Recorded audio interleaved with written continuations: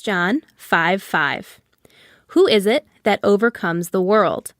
Only the one who believes that Jesus is the Son of God. Hi, everybody. Well, it's February and I'm back. Here I am on the second Saturday, and it's so good to see all of you. Well, what are we going to do today? First, I think I have some questions for you.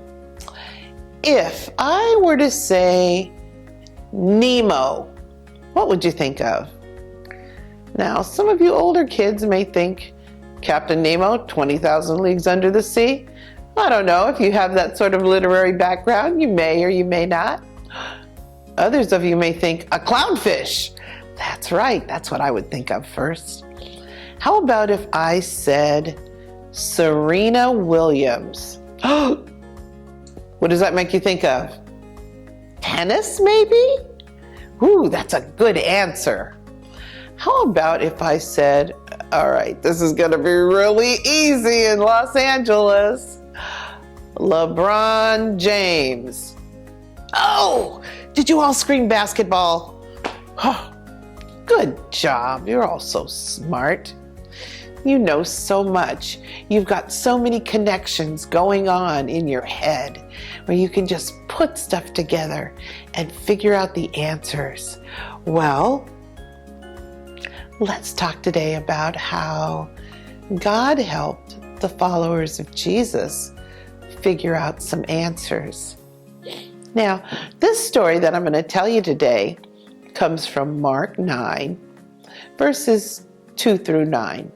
So, my older kids, when you have a chance, go back and read that. That's Mark 9, and that's verses 2 through 9. All right, well, let me tell you what's happening in this story. Jesus needed to go off with some of his friends. He wanted to show them something special.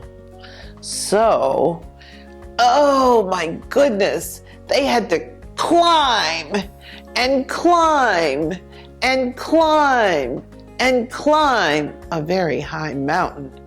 Whew, that must have been some hard work. Whoa, it's a long way down there. They must have climbed quite a bit to look down and see everything down below them. Well, they went high in the mountains. Oh, and they stayed there for a while. Now, let me tell you about these friends that Jesus took with him, because he didn't go by himself, although he could have. It wasn't just him and the Father, although it could have been. He took some friends with him. Which friends did he take? Well, there was Peter, who's probably one of his best friends, James, and then John, who was very, very close to Jesus. So these were his close friends, his buddies that he took on this mountain with them. Well, when they got to the mountain, when they got to the top of the mountain, something amazing happened. All right, I'm going to show you amazing. Close your eyes. Close your eyes. No peeking. Not one single peek.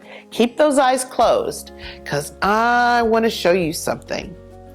When they got to the top of the mountain, they looked at Jesus, and all of a sudden, his clothes got, open your eyes, shiny. Well, I'm not exactly shiny like, aluminum foil, but this is way different. What makes me different? What's changed? That's right. My clothes are looking very white all of a sudden, aren't they? Whoa. Well, Jesus' clothes shined. He shined while they were up on that mountain. And you know what happened? God said, they heard a voice, first of all. I want to tell you, they just heard a voice. Now, they might not have known it was God, but I'm sure when they heard it, they knew it was God, because when you hear a voice coming out of nowhere and you're with Jesus, you can pretty much be guaranteed it's probably God the Father. So God said in a loud voice, "This is my son." Listen to Jesus. Whoa! Can you believe that? God right then and right there in front of 3 human beings took ownership of Jesus. He said, "This is my son." Wow, that's the second time he did that. Because he said Jesus was his son when Jesus was baptized. But he did it again on the mountain. Boy, that's amazing. And then he said, listen to Jesus. He gave them an order. He told them what to do. Because when you listen to Jesus, he shows you the truth. And that is our big idea for today. Our big idea. That Jesus shows me the truth. Now, we have to stay close to Jesus, because when we do, we find out how he wants us to be. And how he wants us to live. I know that I'm supposed to be kind to people. Why? Because Jesus was kind to people. He was good to so many people that he ran into. He would look in their hearts, look in their souls, and see them for who they truly were. And he knew right then and there that he could help them, he could make their lives better, and he was going to be kind to them. Think of the leper who was wandering through the countryside. No one would come near him. No one would say hi to him. No one would give him a cup of water. But Jesus hugged him and loved on him and healed his leprosy. That's the kind of thing that Jesus did. And Jesus also taught me that I'm supposed to forgive. You know, the woman at the well, she was kind of a smart aleck. She said smart things back to Jesus before she really found out, or it was revealed to her who he really was. But you know, Jesus didn't hold a grudge. He wasn't mad at her. He knew her. He knew how she felt, and he knew that she needed forgiveness. So you know what? He forgave her. And those are 2 things that we're supposed to do. We're supposed to be kind to people. Be kind just because. Not because you want anything out of it. Just because it's good to be kind. And he wants us to forgive people.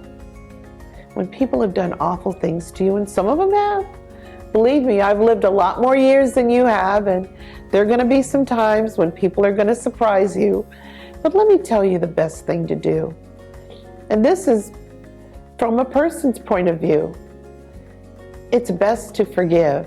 Even though you want to keep that anger and be rah at people and maybe be mad at them, you have to forgive. Why? Because Jesus forgave. Because Jesus knew that when you forgive others, you're free from the control of that thing. When you forgive, you can go in a whole different way, because that thing that was tearing you up, making you upset, making your life hard is gone. It doesn't control you anymore. And he knew that. Why? Because Jesus is God's son, and he knows everything, and he's really smart. I mean, we picked a good God to follow. So let's follow him in being kind to people and learning to forgive when things go wrong. Why? Because Jesus shows us the truth. Oh, big idea. Jesus shows me the truth. Oh, big idea again. So now, truth. Let's talk about truth. Sometimes there's truth and sometimes there's make-believe. If I were to say, hey, a soccer ball is round, you might think, oh, Miss Tasby, yeah, you're right, they are round, they roll. That's truth. Now, what if I said, a basketball is shaped like a triangle? Whoa, it'd be pretty hard to play basketball with something that was shaped like a triangle. It wouldn't roll very well. Passes would be, maybe passes would be easier because of the edges hanging out. But I'm telling you, dribbling would not be fun down the court. So no, basketballs are not shaped like triangles. What if I said, oh, if you want to play tennis, you need a racket and a little ball? You might say, yeah, you're right. Those are the things I've seen on tennis courts with people playing. And then, I'm going to take this off. It's getting a little warm. And just put it to the side. I just wanted you to have the thrill of seeing me in shiny white clothes out of nowhere. Well, we were talking about tennis. You need a little round ball and a racket. Yes, you do, because that's what you use to play tennis. That is truth.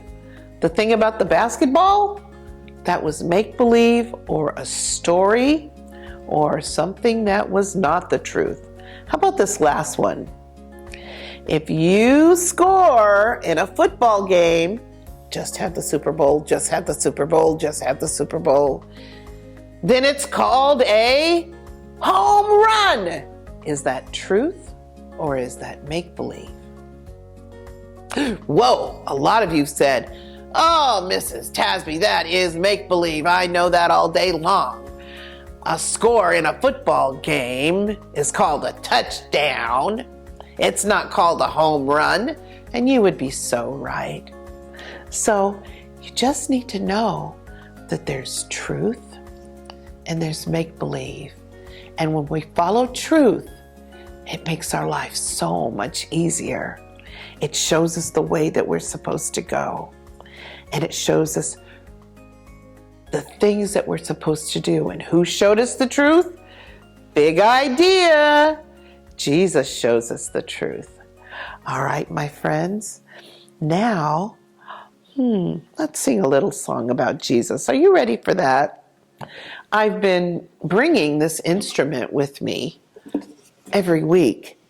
I don't know if you know what it's called. You might think, oh, that's a guitar. No, actually it's not. It's a ukulele. Ukuleles have 1, 2, 3, 4 strings, and guitars have more. Usually they have 6, although I think there's some that have even more, but I'm not an expert on guitars. I know more about ukuleles. This is a wooden ukulele. They can come in different materials. I love them. They have 4 strings. Those are the strings, and they're fun to learn to play. Hopefully, if things go well, one day some of you will get to play ukulele. It's a fun instrument. Let's sing a song about Jesus, okay? All right, let's do this. I've got a friend that we all know, and Jesus is his name. I've got a friend that we all know, and Jesus is his name. You know, he teaches me how to live. When I'm kind, I make people feel better. When I forgive, these are things that he taught us to do. My own life is better.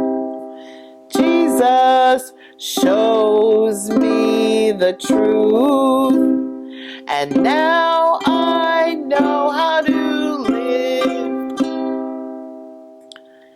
All right. And that about concludes our, you know what? There was one more thing I wanted to tell you about. Today's the day before St. Valentine's Day. And it would be very nice if sometime today you got some paper and some crayons and some markers and some pictures and some stickers and made some Valentine's Day cards for people that you love. I'm sure that you have a mama or a papa or a abuelita, grandma, grandpa, abuelito, or a cousin, uncle, somebody that you love that you would like to tell them, oh, I love you so much, and I just want you to know that. And so I made this card for you for today. Me, I started working on some. Like, I made this one.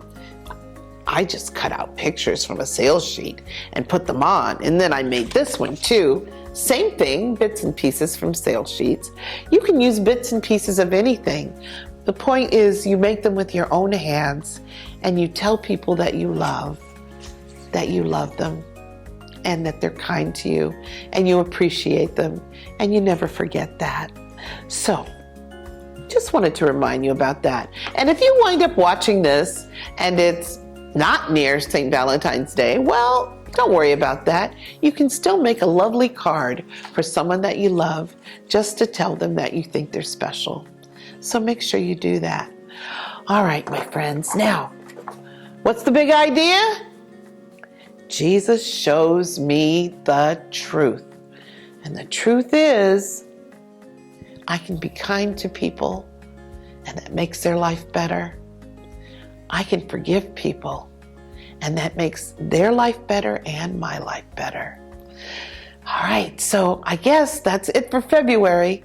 So I'll see you next month in March, and I hope you come back, and I'll see you then. Take care.